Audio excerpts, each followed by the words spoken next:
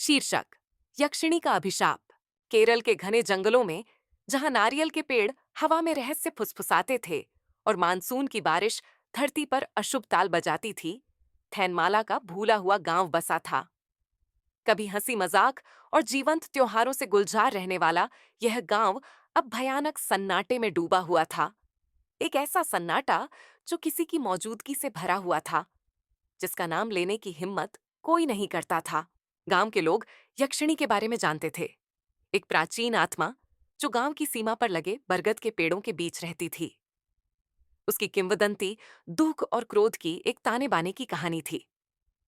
ऐसा कहा जाता है कि सदियों पहले देवयानी नाम की एक खूबसूरत युवती गांव में रहती थी। उसकी सुंदरता अलौकिक थी, जो कई लोगों की निगाहें खींचती थी। लेकिन उसका दिल कन्नन नाम के एक विनम्र मूर्तिकार का था। उनका प्यार उसी बरगद के पेड़ के नीचे पनपा था, जो अब गांव पर छाया करता है। हालांकि किस्मत ने एक क्रूर मोड़ दिया। स्थानीय सरदार, जो ताकत और लालच का धनी था, ने देवयानी पर अपनी नजरें गड़ा दी।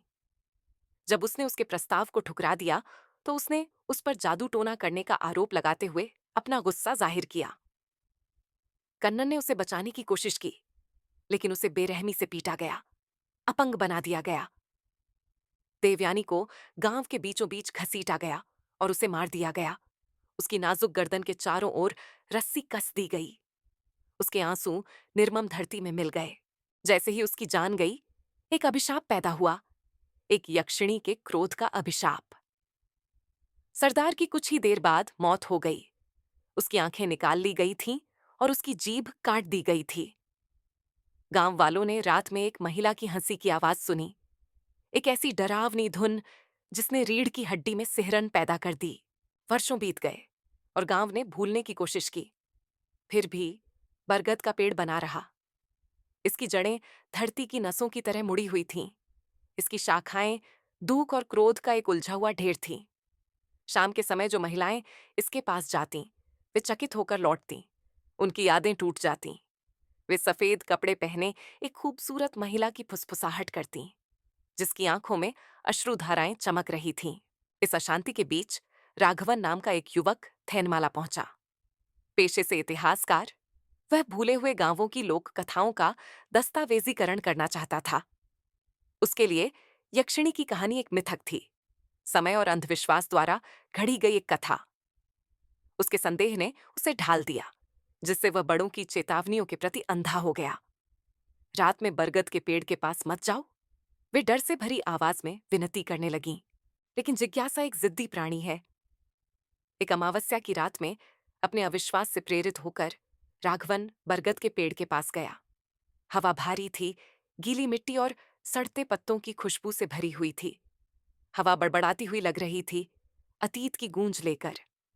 उसकी टॉर्च टिमटिमा रही थी, लंबी नाचती हुई परछाइयां बना रही थी। पेड़ के नीचे धरती नम थी, मानो वह रोई हो। उसे देखकर उसकी रीढ़ में ठंडक दौड़ गई।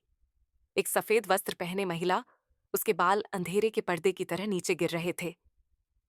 उसकी आंखों में एक अप्राकृतिक चमक थी। एक पल के लिए समय थम गया। राघवन को लगा कि सदियों का बोझ उस पर हावी हो रहा है, एक विश्वासघाती आत्मा की पीड़ा। तुम यहां क्यों आए हो? उसकी आवाज फुसफुसाहट थी, दुख और क्रोध का मिश्रण। राघवन हकलाया। उसकी आवाज कांप रही थी। मैं मैं सच जानना चाहता था। उसके होंठ एक कड़वी मुस्कान में बदल गए, एक मुस्कान जो दुख से सनी हुई थी। सच? उसने दोहराया। सच दफन है, झूठ और डर के नीचे दफन। उन्होंने मुझे मार डाला, प्यार के लिए। राघवन के पैरों के नीचे की धरती कांप उठी। बरगद के पेड़ की जड़ें उसके पैरों के चारों ओर लिपटी हुई थीं, ठंडी और अडिग। दुनिया धुंधली हो गई और उसे दृश्य दिखाई दिए। देवयानी की हंसी, कन्नन का खून से लथपथ चेहरा, उपहास करती भीड़, कसता हुआ फंदा। नहीं, कृपया, राघवन ने विनती की। उसका दिल उसकी पसलियों से टकरा रहा था। यक्षिणी का चेहरा एक पल के लिए नरम पड़ गया। एक झलक उस युवती की जो कभी थी। चले जाओ, उसने फुसफुसाते हुए कहा। उसकी आवाज टूटी हुई थी। वापस मत आना। जब राघवन जागा तो भोर की पहली किरण आसमान को चीर कर निकल चुकी थी। बरगद का पेड़ उसके पीछे चुपचाप और चौकन्ना खड़ा था। कांपता हुआ वह गांव लौट आया। उसका दिल एक ऐसे डर से भारी था जिसका कोई नाम नहीं था। आने वाले दिनों में राघवन के बाल सफेद होने लगे। रातों की नींद हराम होने से उसकी आंखें खोखली हो गईं। गांव वालों ने बदलाव देखा। वह कितना कम बोलता था, कैसे उसकी निगाहें अक्सर जंगल के किनारे भटकती रहती थीं। आखिरकार उसने थैनमाला को छोड़ दिया, कभी वापस नहीं लौटा। फिर भी यक्षिणी की कहानी बनी रही। गांव के अतीत के ताने बाने में एक भूतिया धागा। बरगद का पेड़ अभी भी खड़ा है। इसकी जड़ें देवयानी के शापित प्रेम की गवाही देती हैं। शांत रातों में जब हवा शांत हो जाती है और चांद छिप जाता है, तो उसकी हंसी सुनी जा सकती है। एक दुखद धुन जो गांव को खामोश खौफ में बांध देती है। एक याद दिलाती है कि कुछ कहानियां कभी नहीं भूली जाती।